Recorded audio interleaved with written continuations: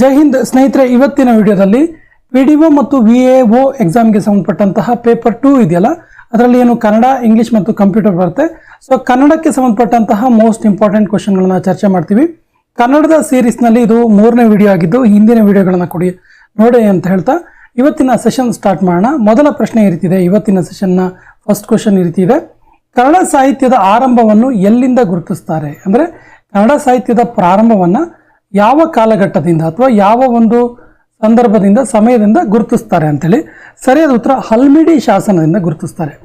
ಹಲ್ಮಿಡಿ ಶಾಸನದಿಂದ ಕನ್ನಡದ ಕನ್ನಡದ ಬರವಣಿಗೆ ಅಥವಾ ಕನ್ನಡ ಸಾಹಿತ್ಯದ ಆರಂಭವನ್ನು ಹಲ್ಮಿಡಿ ಶಾಸನದಿಂದ ಗುರುತಿಸ್ತಾರೆ.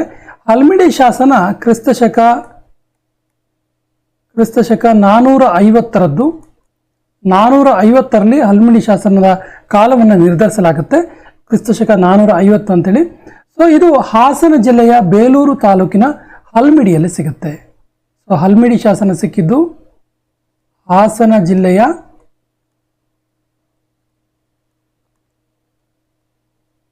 ಬೇಲೂರು ತಾಲೂಕಿನ ಹಲ್ಮಿಡಿ ಎಂಬ ಗ್ರಾಮದಲ್ಲಿ.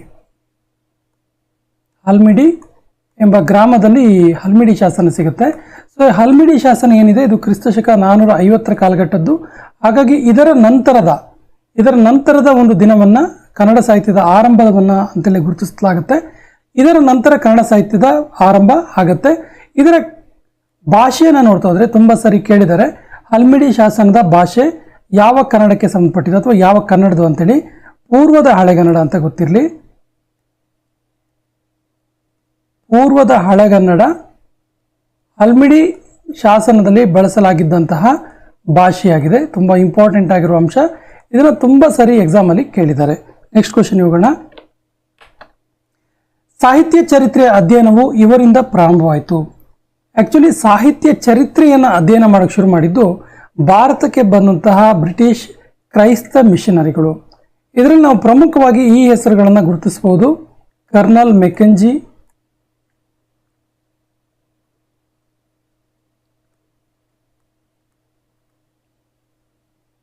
ಭಾರತದ ಇತಿಹಾಸ ಮತ್ತು ಕರ್ನಾಟಕದ ಇತಿಹಾಸದ ಬಗ್ಗೆ ಅತ್ಯಂತ ಕ್ಯೂರಿಯಾಸಿಟಿ ಹೊಂದಿರುವಂತಹ ಕ್ರೈಸ್ತ ಮಿಷನರಿಗಳು. ಅದರಲ್ಲೂ ಪ್ರಮುಖವಾಗಿ ಕೆಲವೊಂದು ವ್ಯಕ್ತಿಗಳು ಇತಿಹಾಸವನ್ನು ಅಧ್ಯಯನ ಮಾಡ್ತಾ ಹೋಗ್ತಾರೆ. ಆಗ ಕರ್ನಾಟಕದ ಸಾಹಿತ್ಯ ಚರಿತ್ರೆಯ ಅಧ್ಯಯನ ಪ್ರಾರಂಭ ಆಗುತ್ತೆ. ಪ್ರಮುಖವಾಗಿ ಕರ್ನಲ್ ಮೆಕೆಂಜಿ, BL ರೈಸ್ ಅವರ ಹೆಸರು ನಾವು ತುಂಬ ಸರಿ ಅಲ್ಲಲ್ಲಿ ನೋಡ್ತಾ ಹೋಗ್ತೀವಿ. BL ರೈಸ್ ಇರ್ಬೋದು, ಇನ್ನು ಕನ್ನಿಂಗ್ಹ್ಯಾಮ್ ಇರ್ಬೋದು, ಮಾರ್ಷಲ್ ಇರ್ಬೋದು.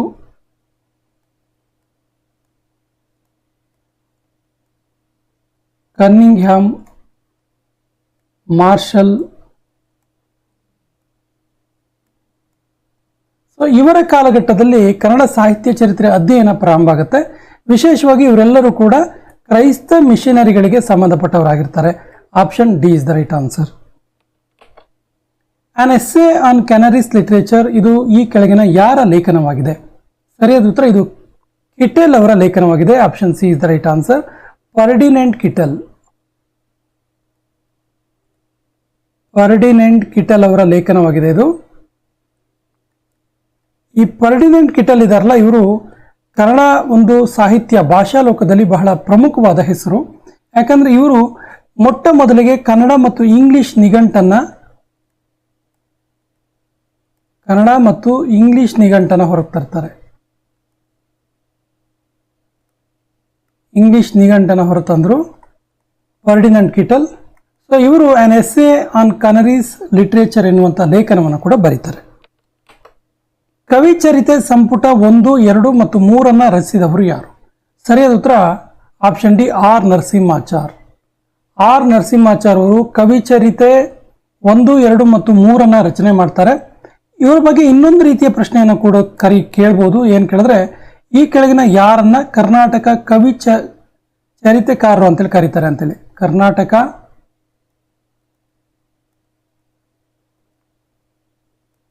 ಕವಿಚರಿತೆಗಾರರು.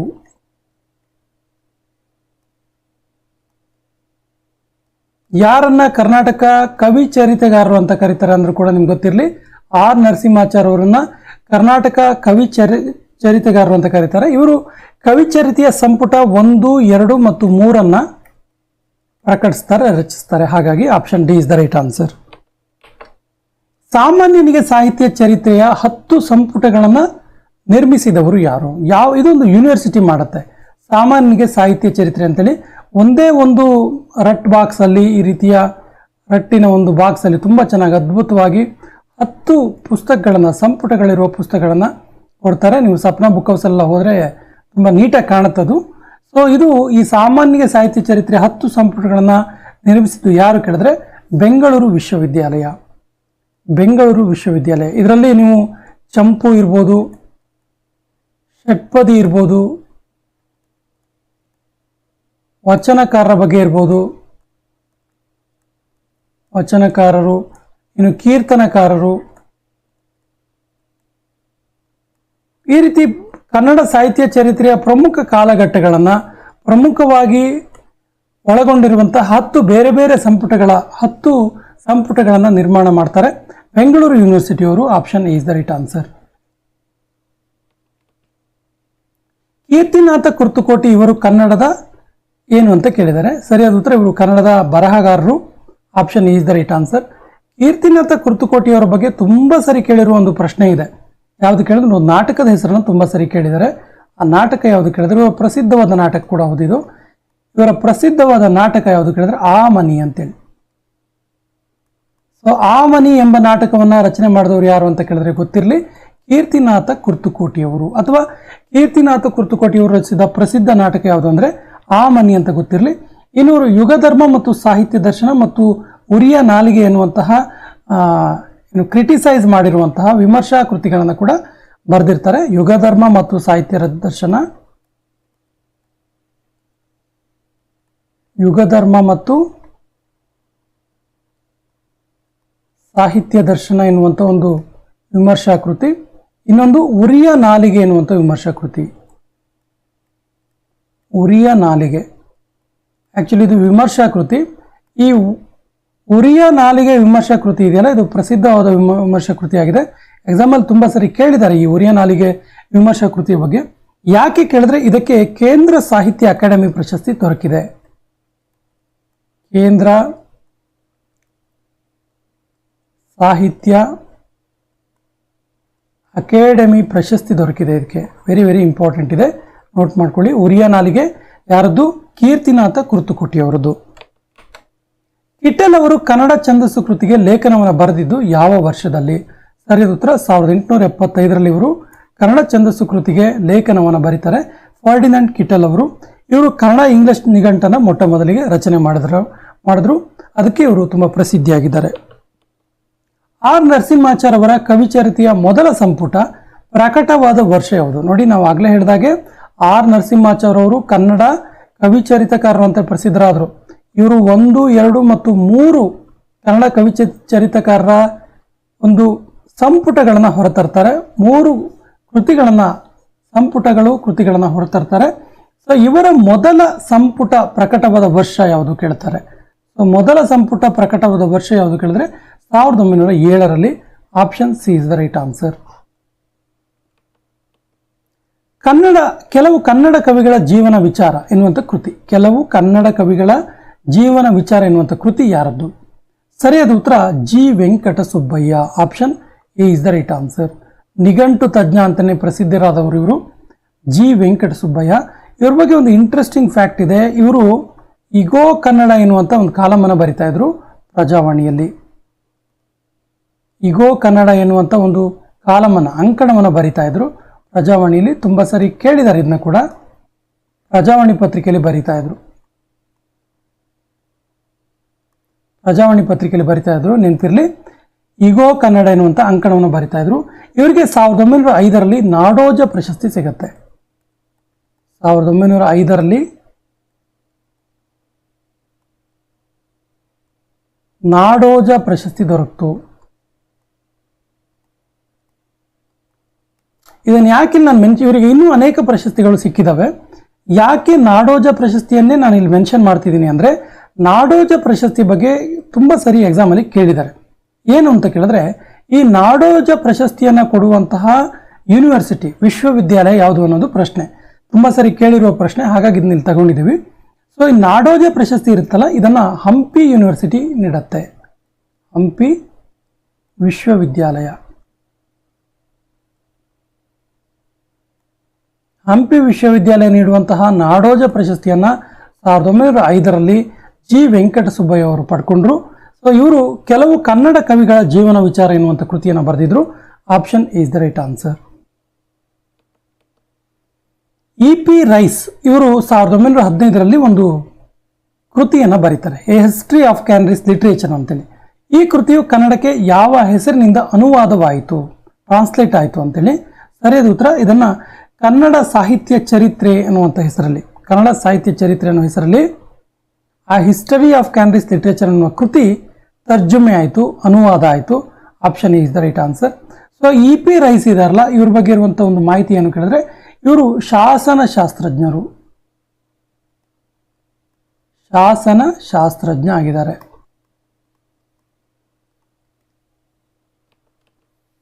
ಕನ್ನಡ ಸಾಹಿತ್ಯದ ಚಾರಿತ್ರಿಕ ಬೆಳವಣಿಗೆಯ ರಾಜಸತ್ತೆಯ ಕಾಲ ಎಂಬ ಕೃತಿಯನ್ನು ಬರೆದವರು ಯಾರು? ಕನ್ನಡ ಸಾಹಿತ್ಯದ ಚಾರಿತ್ರಿಕ ಬೆಳವಣಿಗೆಯ ರಾಜಸತ್ಯ ಕಾಲ.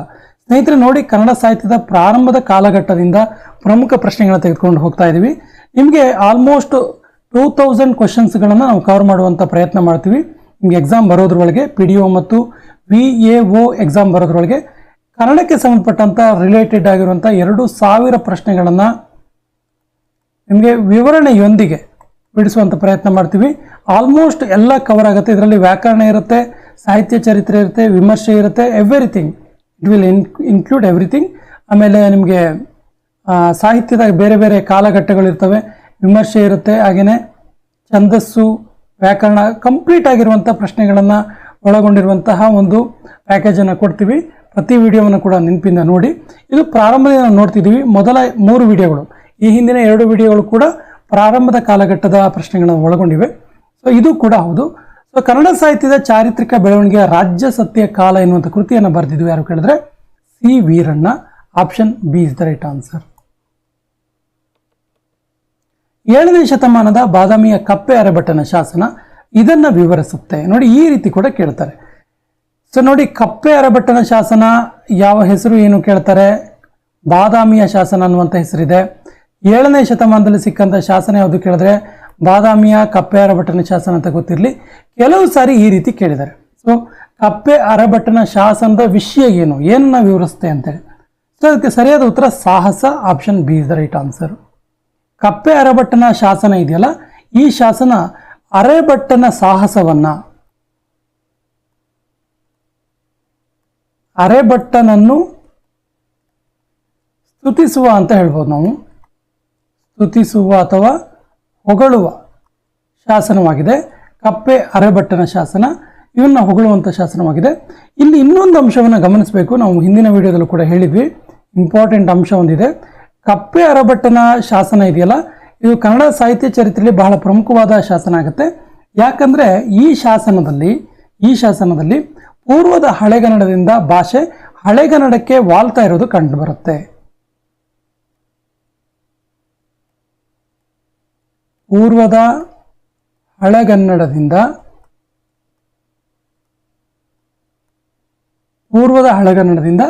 ಹಳೆಗನ್ನಡಕ್ಕೆ ವಾಲುತ್ತಿರುವುದು ಕಾಣಿಸುತ್ತೆ.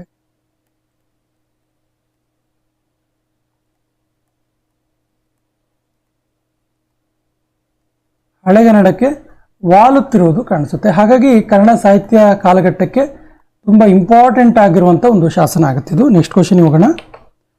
ನಂದಿಸೇನ ಮುನಿಯ ವೈರಾಗ್ಯವನ್ನು ಈ ಶಾಸನದಲ್ಲಿ ವಿವರಿಸಲಾಗಿದೆ. ಸರಿಯಾದ ಉತ್ತರ ಶ್ರವಣ ಬೆಳಗೊಳ ಶಾಸನ. Option B is the right answer. Shravana Belagola ಶಾಸನದಲ್ಲಿ ನಂದಿಸೇನ ಮುನಿಯ ಸಲ್ಲೇಖನ, ವೈರಾಗ್ಯ ಮತ್ತು ಸಲ್ಲೇಖನದ ಕುರಿತು ವಿವರಿಸಲಾಗಿದೆ. ಇದು ಈ ಶಾಸನದ ಬಗ್ಗೆ ಒಂದು ಇಂಪಾರ್ಟೆಂಟ್ ಅಂಶವನ್ನು ಇಲ್ಲೇ ನೆನಪು ಮಾಡ್ಕೊಳ್ಳಿ. ಈ ಶಾಸನ ಈ ರೀತಿ ಪ್ರಾರಂಭ ಆಗುತ್ತೆ. ಯಾವ ರೀತಿ ಕೇಳಿದ್ರೆ, ಸುರ ಚಾಪಂಬೋಲೆ ವಿದ್ಯುಲ್ಲತೆಗಳ ತೆರವೋಲ್ ಮಂಜುವೋಲ್ ಅಂತೇಳಿ. ಸುರ ಚಾಪಂಬೋಲೆ ಒಂದೇ ಸಾಲಿದು, ವಿದ್ಯುಲ್ಲತೆಗಳ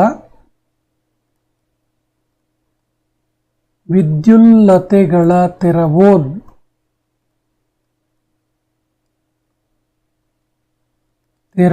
ಮಂಜುವೋಲ್.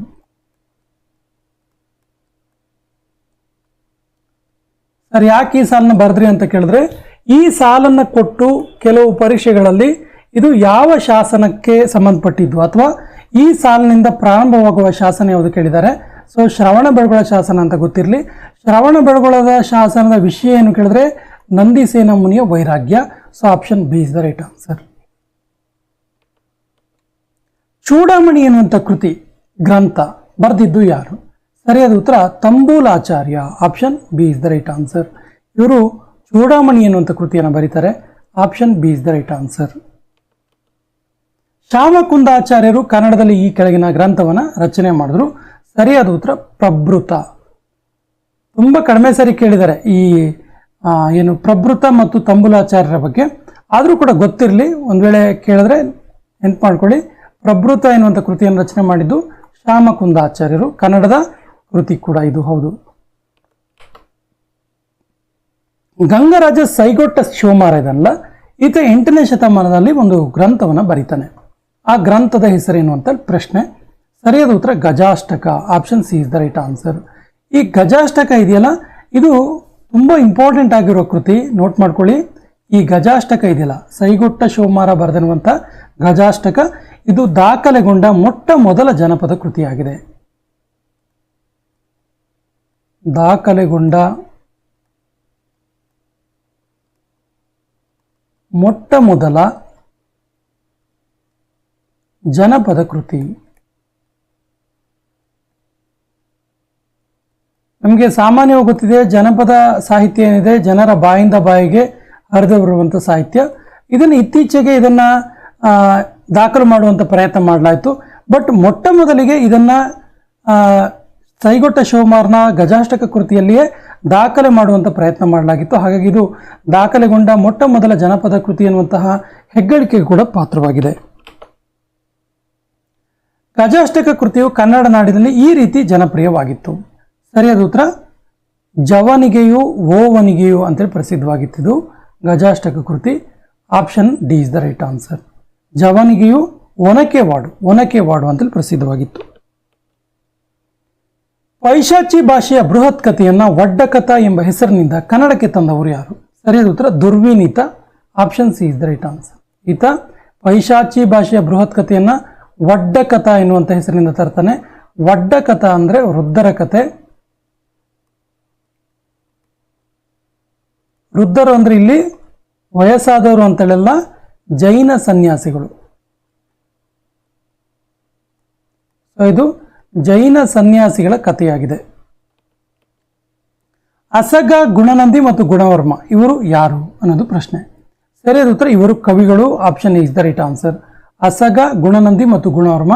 ಹಿಂದಿನ ವಿಡಿಯೋದಲ್ಲಿ ಕೂಡ ಇದ್ರ ಬಗ್ಗೆ ನಾವು ಚರ್ಚೆ ಮಾಡಿದ್ದೀವಿ. ಅಸಗ ಬಹಳ ಪ್ರಮುಖವಾಗಿ ವರ್ಧಮಾನ ಚರಿತೆಯನ್ನು ಬರೀತಾನೆ. ವರ್ಧಮಾನ ಚರಿತೆ ಅಸಗ. ಇನ್ನು ಗುಣವರ್ಮ ಹರಿವಂಶ ಶೂದ್ರಕ ಬರೀತಾನೆ. ವೆರಿ ವೆರಿ ಇಂಪಾರ್ಟೆಂಟ್ ಇದೆ ಇದು. ಗುಣವರ್ಮ ಹರಿವಂಶ ಮತ್ತು ಶೂದ್ರಕ ಎನ್ನುವಂತಹ ಗ್ರಂಥಗಳನ್ನು ರಚಿಸ್ತಾನೆ. ಹರಿವಂಶ ಮತ್ತು ಶೂದ್ರಕ ಎನ್ನುವಂಥ ಗ್ರಂಥಗಳನ್ನು ಬರೀತಾನೆ. ನೆನ್ಪಿಟ್ಕೊಳ್ಳಿ. Next question. ವರ್ಧಮಾನ ಚರಿತೆ ಎಂಬ ಸಂಸ್ಕೃತ ಗ್ರಂಥದ ಕರ್ತೃ ಯಾರು? ಆಗಲೇ ಹೇಳಿದಾಗೆ Asaga. Option B is the right answer. ಅಸಗನ ಕರ್ನಾಟಕ ಕುಮಾರ ಸಂಭವ ಎನ್ನುವಂಥ ಒಂದು ಕೃತಿ ಇದೆಯಲ್ಲ, ಏನಿದು ಅಂತ ಕೇಳಿದರೆ ಆ್ಯಕ್ಚುಲಿ ಇದೊಂದು ಕಾವ್ಯವಾಗಿದೆ. Option D is the right answer. ಅಸಗನ ಕರ್ನಾಟಕ ಕುಮಾರ ಸಂಭವ ಎನ್ನುವಂಥದ್ದು ಒಂದು ಕಾವ್ಯ. ಇದು ಕಾವ್ಯ ಅಂತೇಳಿ ಜಯಕೀರ್ತಿಯ ಗ್ರಂಥದಿಂದ ನಮಗೆ ತಿಳಿದು ಬರುತ್ತೆ.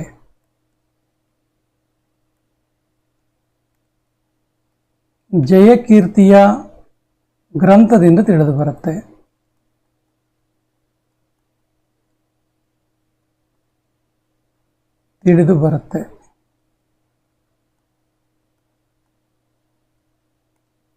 Next question. ಮಲ್ಲಿಕಾರ್ಜುನ ಗ್ರಂಥ ಯಾವುದು? ಸರಿಯಾದ ಉತ್ತರ Sukti Sudharnava. Option B is the right answer. Sukti Sudharnava ಎನ್ನುವಂಥ ಗ್ರಂಥವನ್ನು ಬರೀತಾನೆ ಮಲ್ಲಿಕಾರ್ಜುನ. ಸೊ ಗುಣವರ್ಮನ ಶೂದ್ರಕ ಕಾವ್ಯದ ಭಾಗಗಳು ಇದರಲ್ಲಿ ಸಿಗ್ತವೆ. ನಾವು ಆಗಲೇ ಹೇಳಿದೆ, ಗುಣವರ್ಮ ಹರಿವಂಶ ಮತ್ತು ಶೂದ್ರಕ ಎನ್ನುವಂಥ 2 ಗ್ರಂಥಗಳನ್ನ ರಚಿಸ್ತಾನೆ. ಗುಣವರ್ಮನ ಶೂದ್ರಕ ಗ್ರಂಥದ ಭಾಗಗಳು, ಇದು ಶೂದ್ರಕ, ಶೂದ್ರಕ ಗ್ರಂಥದ ಭಾಗಗಳು ಇಲ್ಲಿ ಸಿಗ್ತವೆ. ಭಾಗಗಳು ಸಿಗುತ್ತವೆ. ಪ್ರಶ್ನೆ ಈ ರೀತಿಯೂ ಕೇಳ್ಬೋದು. ಗುಣವರ್ಮನ ಶೂದ್ರಕ ಗ್ರಂಥದ ಭಾಗಗಳು ಕೆಳಗಿನ ಯಾವ ಕೃತಿಯಲ್ಲಿ ಸಿಗ್ತವೆ ಅಂತೇಳಿ ಕೇಳ್ಬೋದು. ಸೂಕ್ತಿ ಸುಧಾರಣವ ಅಂತ ಗೊತ್ತಿರಲಿ. ಸೂಕ್ತಿ ಸುಧಾರಣವ ಬರೆದಿದ್ದು Mallikarjuna. Option B is the right answer. Halmidi ಶಾಸನ ಪ್ರಸ್ತುತ ಈ ಪ್ರಾಚ್ಯ ವಸ್ತು ಸಂಗ್ರಹಾಲಯದಲ್ಲಿದೆ. ಸರಿಯಾದ ಉತ್ತರ ಇದು ಮೈಸೂರಿನಲ್ಲಿ ಇರುವಂಥದ್ದು. ಮೈಸೂರಿನ ಪ್ರಾಚ್ಯ ವಸ್ತು ಸಂಗ್ರಹಾಲಯದಲ್ಲಿರುವಂಥದ್ದು. ಹಲ್ಮಿಡಿ ಶಾಸನದ ಬಗ್ಗೆ ಇನ್ನೊಂದಿಷ್ಟು ಅಂಶಗಳನ್ನು ಚರ್ಚೆ ಮಾಡೋಣ. ಆಗಲೇ ಒಂದಿಷ್ಟು ಚರ್ಚೆ ಮಾಡಿದ್ವಿ. ಹಲ್ಮಿಡಿ ಶಾಸನ ಇದೆಯಲ್ಲ, ಇದನ್ನು ಹೊರಡಿಸಿದ್ದು ಕಾಕುಸ್ಥ್ಯವರ್ಮ. ಈ ಕಾಕುಸ್ಥ್ಯವರ್ಮ ಕದಂಬ ಅರಸ ಆಗಿರ್ತಾನೆ. ಹಲ್ಮಿಡಿ ಶಾಸನದ ವಸ್ತು ಅಥವಾ ವಿಷಯ ಏನು ಅಂತ ನೋಡಿದ್ರೆ, ಹಲ್ಮಿಡಿ ಶಾಸನದ ವಿಷಯ ಪಲ್ಲವರ ವಿರುದ್ಧ ಹೋರಾಡಿದ ವಿಜಯ ಮತ್ತು ಅರಸರಿಗೆ, ಕಾಕುಸ್ಥವರ್ಮನ ಸೈನಿಕರಾದಂತಹ ವಿಜಯ ಮತ್ತು ಅರಸ ಎನ್ನುವಂತಹ ವ್ಯಕ್ತಿಗಳು ಪಲ್ಲವರ ವಿರುದ್ಧ ಹೋರಾಡ್ತಾರೆ.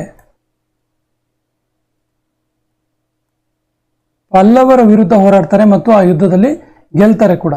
ಹಾಗಾಗಿ ಇದರಿಂದ ಖುಷಿಗೊಂಡಂತಹ ಕಾಕುಸ್ಥ್ಯವರ್ಮ ಇವರಿಗೆ ಬಾಳ್ಗಚ್ಚನ್ನ ದಾನವಾಗಿ ನೀಡ್ತಾನೆ.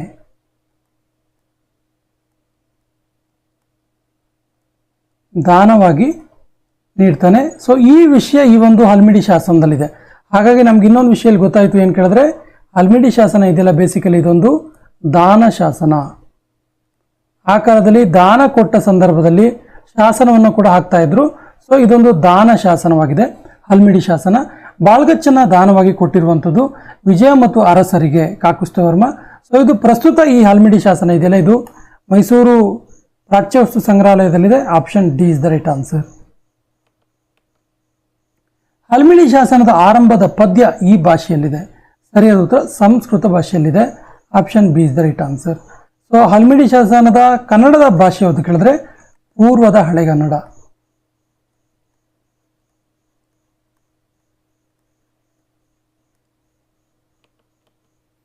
ಬಾದಾಮಿಯ ಒಂದು ಬಂಡೆಗಲ್ಲಿನ ಮೇಲೆ ಈತನ ಸ್ತುತಿಯ ಪದ್ಯಗಳಿವೆ. ಸರಿಯಾದ ಉತ್ತರ Kappe Arebhatta. Option C is the right answer. ಬಾದಾಮಿಯ ಕಪ್ಪೆ ಅರೆಭಟ್ಟನ ಶಾಸನ ಇದೆಯಲ್ಲ, ಇದು ಕಪ್ಪೆ ಅರೆಭಟ್ಟನನ್ನು ಸ್ತುತಿಸುವಂತಹ ಒಂದು ಶಾಸನವಾಗಿದೆ. ಇದರ ಬಗ್ಗೆ ಒಂದು ಇಂಟ್ರೆಸ್ಟಿಂಗ್ ಫ್ಯಾಕ್ಟ್ ಇದೆ ನೋಡಿ. ಈ ಶಾಸನ ಶುರುವಾಗೋದು ಸಾಧುಗೆ ಸಾಧು ಮಾಧುರ್ಯಂಗೆ ಮಾಧುರ್ಯಂ.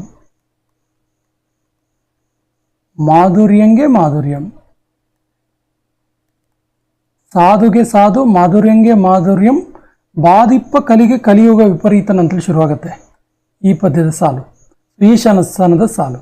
ಇದು ಕನ್ನಡದ ಮೊದಲ ತ್ರಿಪದಿ. ಇದೊಂದು ಅಂಶ ನೆನಪಿರಲಿ, ಇಲ್ಲೇ ನೆನಪು ಮಾಡ್ಕೊಳ್ಳಿ. ಮೊದಲ ತ್ರಿಪದಿ, ಕನ್ನಡದ ಮೊದಲ ತ್ರಿಪದಿ ಯಾವುದು ಕೇಳಿದ್ರೆ ಬಾದಾಮಿಯ ಕಪ್ಪೆ ಅರೆಭಟ್ಟನ ಶಾಸನ. ಸಾಧುಗೆ ಸಾಧು ಮಾಧುರ್ಯಂಗೆ ಮಾಧುರ್ಯಂ ಎಂಬ ಸಾಲಿನಿಂದ ಪ್ರಾರಂಭಗೊಳ್ಳುವ ಶಾಸನ ಯಾವುದು ಕೇಳಿದ್ರೆ ಆಗಲೂ ಕೂಡ ಬಾದಾಮಿಯ ಕಪ್ಪೆ ಅರೆಭಟ್ಟನ ಶಾಸನ ಅಂತೇಳಿ ನೆನಪಿರಲಿ. ನೆಕ್ಸ್ಟ್ ಕ್ವಶನ್, ತಮ್ಮಟಕಲ್ಲು ಶಾಸನ ಕೆಳಗಿನ ಯಾವ ಭಾಷೆಯಲ್ಲಿದೆ? ಸರಿಯಾದ ಉತ್ತರ ಇದು ಹಳೆಗನ್ನಡ ಭಾಷೆಯಲ್ಲಿದೆ. Option C is the right answer. Tammatakallu ಶಾಸನ ಸಿಕ್ಕಿದ್ದು ಚಿತ್ರದುರ್ಗ ಜಿಲ್ಲೆಯಲ್ಲಿ ಸಿಕ್ತಿದ್ದು ತಮ್ಮಟಕಲ್ಲು ಶಾಸನ. ಮತ್ತು ಇದು ಕ್ರಿಸ್ತಶಕ 500ರ ಕಾಲಘಟ್ಟದ್ದು. ಇದರ ಬಗ್ಗೆ ಒಂದು ಇಂಟ್ರೆಸ್ಟಿಂಗ್ ಫ್ಯಾಕ್ಟ್ ಹೇಳ್ತೀನಿ, ನೋಟ್ ಮಾಡ್ಕೊಳ್ಳಿ. ಇದು ಶುರು ಆಗೋದು ಯಾವ ರೀತಿ ಕೇಳಿದ್ರೆ, ಇದರ ಸಾಲು, ಮೊದಲ ಸಾಲು ಬಿಣಮಣಿ ಅಂತು ಭೋಗಿ ಬಿಣ ದುಣ್ಮಿಣಿ ವಿಲ್ಮನದುಲ್ ಅಂತೇಳಿ ಶುರುವಾಗುತ್ತೆ. ಭೋಗಿ ಬಿಣ ದುಣ್ಮಣಿ ವಿಲ್ಮನದುಲ್ ಅಂತೇಳಿ ಶುರುವಾಗುತ್ತೆ. ಸಾಲುಗಳನ್ನು ಕೂಡ ಯಾಕೆ ಹೇಳ್ತಿದ್ದೀವಿ ಅಂದರೆ ತುಂಬ ಸರಿ ಕೇಳಿದ್ದಾರೆ. ಈ ಸಾಲನ್ನ ಕೊಟ್ಟು ಯಾವ ಶಾಸನ ಅಂತ ಕೇಳಿದ್ರೆ ತಮ್ಮಟಕಲ್ಲು ಶಾಸನ ಅಂತೇಳಿ ಗೊತ್ತಿರಲಿ. ಸಂಸ್ಕೃತದಲ್ಲಿ ಪ್ರಸಿದ್ಧವಾಗಿರುವ ಅವಿಪಥ ಎಂದರೆ ಏನು? ವೆರಿ ವೆರಿ ಇಂಪಾರ್ಟೆಂಟ್ ಕ್ವಶನ್ ಇದು. ಅವಿಪಥ ಅಂದರೆ ಏನು ಕೇಳಿದ್ರೆ ಕರ್ನಾಟಕ ವೃತ್ತ. Option is the right answer.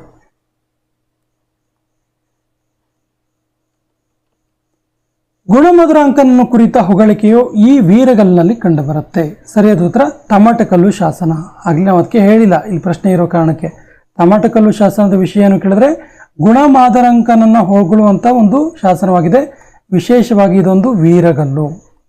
ವೀರಗಲ್ಲನ್ನ ಯಾವಾಗ ನೆಟ್ಟಿರ್ತಾರೆ ಅಂದರೆ ಯಾವುದೇ ಒಬ್ಬ ವೀರ ಸೈನಿಕ ಯುದ್ಧದಲ್ಲಿ ಹೋರಾಟ ಮಾಡಿ ಸತ್ತ ಸಂದರ್ಭದಲ್ಲಿ ಆತನ ನೆನಪಿಗೆ ಹಾಕುವಂಥ ಒಂದು ಕಲ್ಲಾಗಿದೆ ಇದು ವೀರಗಲ್ಲು. ಸೊ ಇದು ಗುಣಮಧುರಾಂಕನ ವೀರಗಲ್ಲು ತಮಟಕಲ್ಲು ಶಾಸನ ಗೊತ್ತಿರಲಿ. ಇದರಲ್ಲಿ ವೃತ್ತವನ್ನು ನಾವು ಕಾಣ್ತೀವಿ. ಇದರಲ್ಲಿ ಕರ್ನಾಟಕ ವೃತ್ತ ಎಂದು ಕರೆಸಿಕೊಳ್ಳುವಂತಹ ಅವಿಪಥ ಇದೆ. ಅವಿಪಥ ಇದೆ ಇದರಲ್ಲಿ. ಪ್ರಕರಣದ ಕನ್ನಡದ ರೂಪ ಯಾವುದು? ಆಕ್ಚುಲಿ ಆಪ್ಷನ್ ತಪ್ಪಾಗಿದೆ ಇಲ್ಲಿ. ಪ್ರಕರಣದ ಕನ್ನಡದ ರೂಪ ಪಗರಣ. ಪಗರಣ option B is the right answer. ಕೊನೆಯ ಪ್ರಶ್ನೆ ಈ ರೀತಿ ಇದೆ, ಚಂಪು ಕಾವ್ಯವು ಯಾವ ರೀತಿಯ ಕಾವ್ಯ? ಆಪ್ಷನ್ಸ್ ಈ ರೀತಿ ಇದೆ, ಗದ್ಯ ಪದ್ಯಗಳು ಎರಡನ್ನು ಒಳಗೊಂಡಿದೆ, ಕೇವಲ ಪದ್ಯ ಮಾತ್ರ ಒಳಗೊಂಡಿದೆ, ಗದ್ಯ ಶೈಲಿಯಾಗಿದೆ, ಸಂವಾದವಾಗಿದೆ. ಸರಿಯಾದ ಉತ್ತರವನ್ನು ಕಮೆಂಟ್ ಬಾಕ್ಸಲ್ಲಿ ಕಮೆಂಟ್ ಮಾಡಿ. ಹಿಂದಿನ ವಿಡಿಯೋದಲ್ಲಿ ಚಂಪು ಕಾವ್ಯದ ಬಗ್ಗೆ ಚರ್ಚೆ ಮಾಡಿದ್ವಿ. ಸೊ ಅದನ್ನು ಬೇಕಾದರೆ ನೀವು ನೋಡಿ ಕನ್ಫರ್ಮ್ ಮಾಡ್ಕೊಳ್ಬೋದು. ಮತ್ತು ನಮ್ಮ ಚಾನಲ್ ಫಸ್ಟ್ ಟೈಮ್ ನೋಡ್ತಾ ಇದ್ರೆ ಸಬ್ಸ್ಕ್ರೈಬ್ ಆಗಿ ಅಂತ ಹೇಳ್ತಾ ಇವತ್ತಿನ ಸೆಷನ್ ಕಂಪ್ಲೀಟ್ ಮಾಡ್ತಾ ಇದ್ದೀವಿ. ಜೈ ಹಿಂದ್.